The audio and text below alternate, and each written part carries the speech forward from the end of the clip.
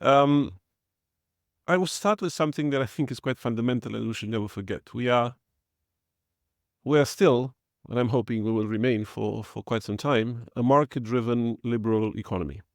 And this is AI is an enabling technology that is going to be part of almost every sectors of our economy. We're still not there yet. We're still, even if the technology has been around for quite some time, we're still at a nascent stage, somewhere between 8 and 30%, depending on who you ask, of our companies have actually uptaken AI in one form or another. I'm saying this because a lot of the setting up, because you asked about the setup, a lot of the setting up will be done also by the market itself, by market forces themselves, in terms of deciding what works and what doesn't, what actually is worth investing in and what is not. So there's direction to be given up to a point, but again, from that point onwards, market will also play its role.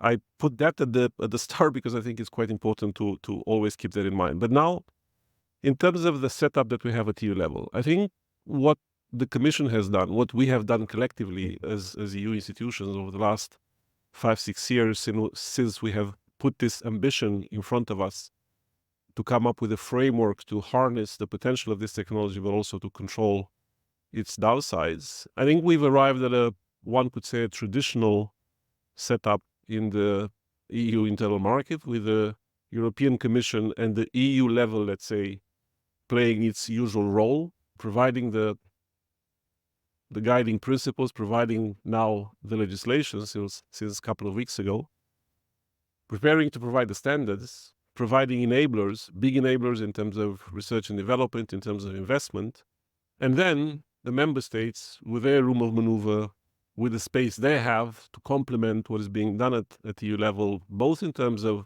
ensuring the implementation of the norms, of the standards, but also providing themselves the enablers for innovation and growth. So that's the traditional setup, the EU level, the member states level. Now, in terms of the EU, let's say the boxes have been ticked. So over the last 5 years, the framework is in place. We have the regulation, and we are the first jurisdiction in the world. And I think that's a good thing because it also provides a model of how this technology in a democracy could actually be signposted so that it leads and takes us to where we want it to go and not where it wants to take us. And that's an important milestone that I think we have achieved at EU level.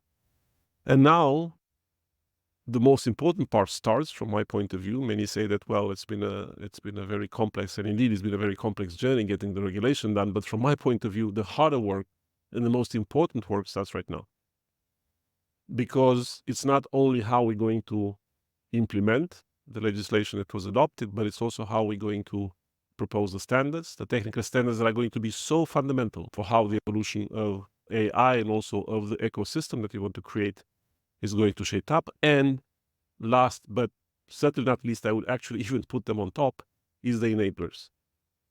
The enablers that we would create at EU level, and also the enablers that the member states themselves have to put in place if indeed we want to encourage companies to take up AI, to encourage companies to develop AI, to grow that innovation ecosystem that puts AI out there on the market as much as possible to the benefit of all of us. And this brings me to because you also asked about the national strategies. Here, unfortunately, it's a very scattered landscape still. You have member states who have been very quick already 4 or 5 years ago to actually adopt national strategies. Other member states who haven't been so quick. And also the content of these strategies, some commonalities are always there, but not necessarily so. And also if you look at the current narrative and the current measures that are being taken by various governments in the member states, you also have quite a lot of up and down reality with certain member states who are already positioning themselves very strongly, not only in terms of the political narrative, but also in terms of the measures that they take in encouraging the ecosystem, in encouraging the economy, in putting, again, enablers in place, and other member states who are risking to fall behind. So I think that the alignment, maybe not so much of the strategies anymore, because it's not about what you write in a piece of strategy. It's what you do that matters more than what you put in the strategy. And there is one thing that I think is fundamental, and I want to put it again from the very start on the table, because it links very much to what the member states will have to do themselves, also because the EU does not have a lot of competence there, and this is skills. There is a skills agenda that is linked to how AI is going to roll out into our lives, in our economies, that is absolutely key, where, again, in terms of education and also in terms of labor market, as you know, the EU does not have a lot of competence in the treaty. So it can do some coordination, some guidance, some policy paper to orient somewhat what will need to be done, investments to be done, policies to be taken, but it's still the national government that will have to carry the burden, let's put it this way, and also have the vision to understand that the investment in education and the investment in skills and reskills in terms of AI are going to be the most important, in fact, enabler, if indeed we have an AI. Without that, and again, that is and will have to be driven by member state governments. And the EU will have to also find its niche in trying to give some sort of a common sense of direction to what needs to be done on the skills agenda. And one last point, and I'll stop on the issue of implementation. And you asked also about the Commission and what the Commission's tools will need to be and whether we'll need to give it more. Certainly, the European Commission will have a very, very important role now that we will need to start implementing the Act. But it's also the whole, what I also like to call the spirit that has been very much at the heart of the negotiations in the Act, where we understood that it's not only about compliance, it's not only about rules that will have to be enforced. It is very much a new spirit of regulators that have to work together with the economic actors. It's a new mindset that is necessary both at the level of governments as well as at the level of our ecosystems of companies, big and small. If they work in isolation, if governments and new regulators only understand their role of enforcers and don't understand they also have a role of enablers and facilitators, then again, we miss the targets. And the same thing the other way around.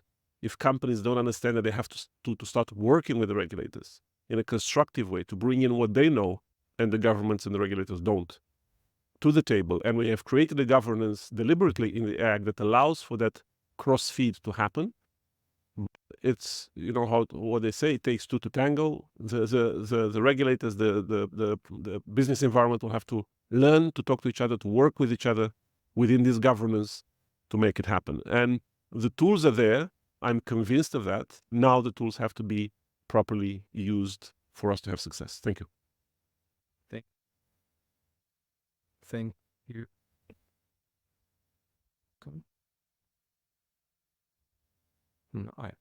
Thank you very much, Mr. Tudorache. You made a lot of interesting points. I would just take with me for the time being your statement that the harder work starts now. I thought we've already been working quite hard, but apparently more is in front of us. And secondly, also that you talk about this spirit of not only regulation, but also looking at the development side and facilitating development. Let's get to our next